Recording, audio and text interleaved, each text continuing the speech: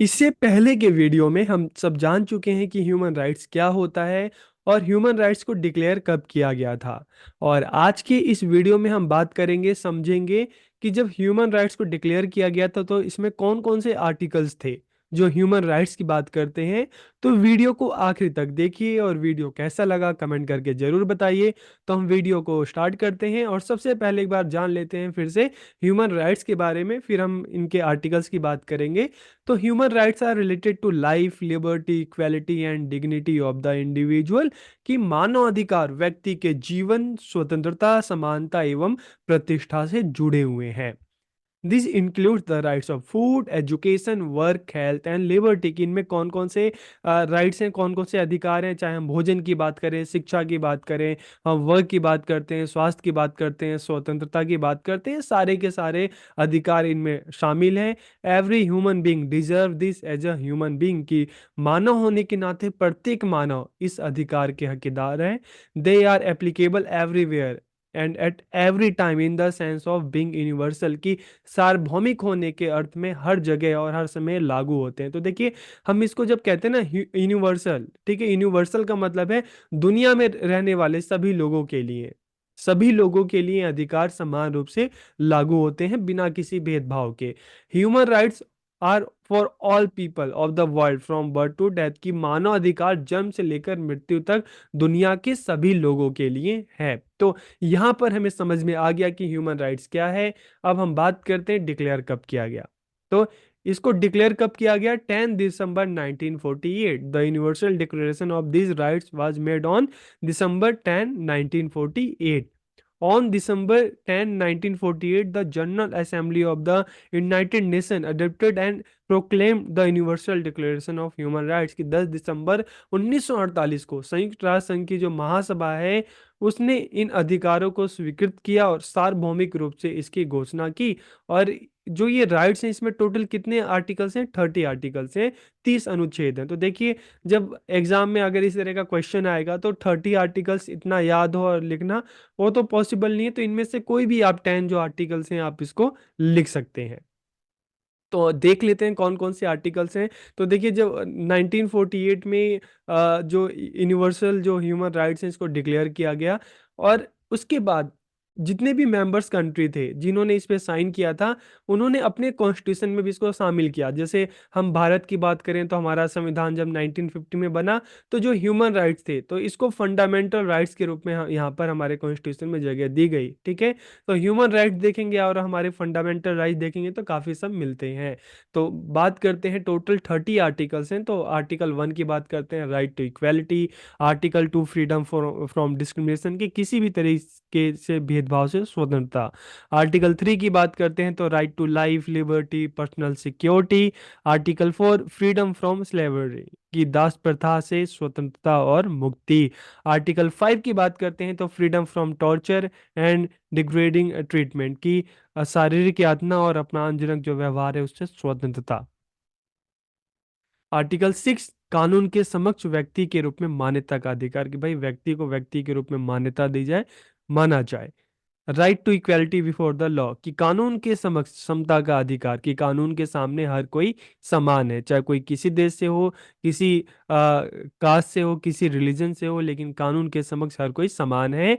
Right to remedy by competent tribunal, की समक्ष न्यायाधिकरण द्वारा उपचार करने का अधिकार। कि ह्यूमन को राइट है कि कानून उसको सुरक्षा प्रदान करे और अदालत है, न्यायालय है, उसको उसके साथ मतलब सही से न्याय करे।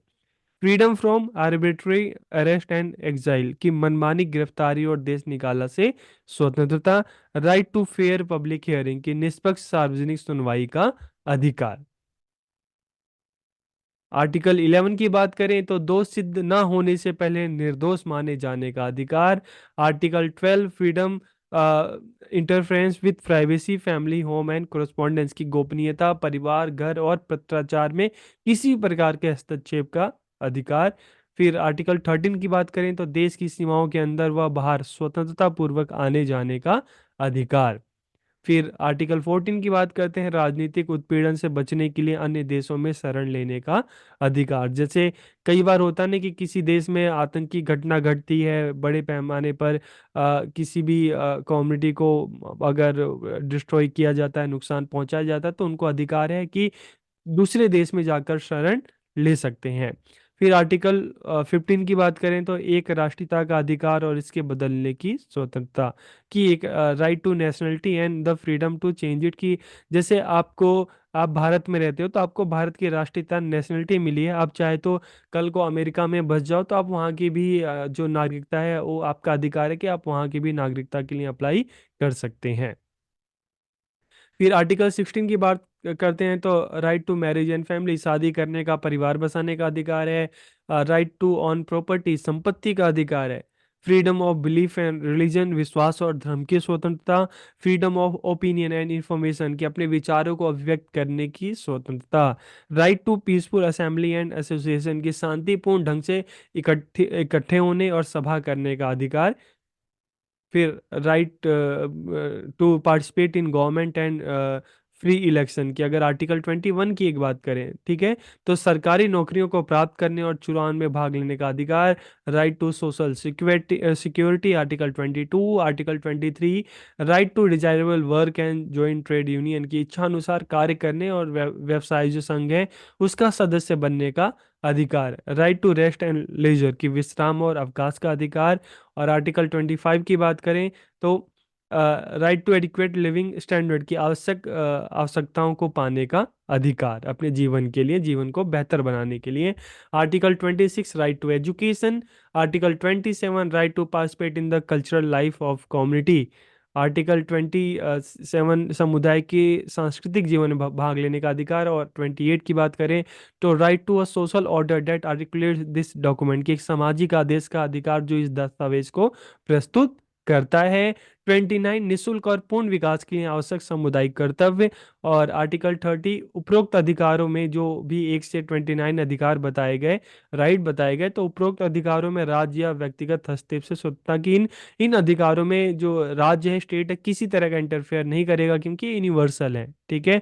जो यूनाइटेड नेशन है, उसकी जो जनरल असेंबली है, उसके द्वारा सभी को प्रदान किए गए, तो जितने भी उसमें मेंबर्स थे सभी को अपने देशों में अधिकार सभी लोगों को प्रदान करने पड़ेंगे। तो देखिए, आप कंफ्यूज मत होना कि हमारे फंडामेंटल राइट्स में तो right to education article 21A है, लेकिन यहाँ 26 कैसे आ गया? तो देखिए, 26A यूएन का जो यूनिवर्सल डिक्लेरेशन है, वहाँ पे जो 30 आर्टिकल्स है, ठीक है, तो उनमें से 26 है। लेकिन भारत में जब 1950 में इसको फंडामेंटल राइट्स के रूप में जब इनको लागू किया गया, तो यहाँ पर तो हमारे अपने कॉन्स्टिट्यूशन के हिसाब से अलग अलग आर्टिकल्स थे, तो इनको शामिल तो किया गया, लेकिन आर्टिकल्स यहाँ पर अलग थे। तो जो आर्टिकल उधर थे सेम वो आर्टिकल नहीं रखे गए, लेकिन चीज़ें थी कि हाँ, यहाँ पे भी ये जो राइट टू एजुकेशन की बात की गई आर्टिकल 21A के तहत, यहाँ पर राइट टू एजुकेशन की बात की गई।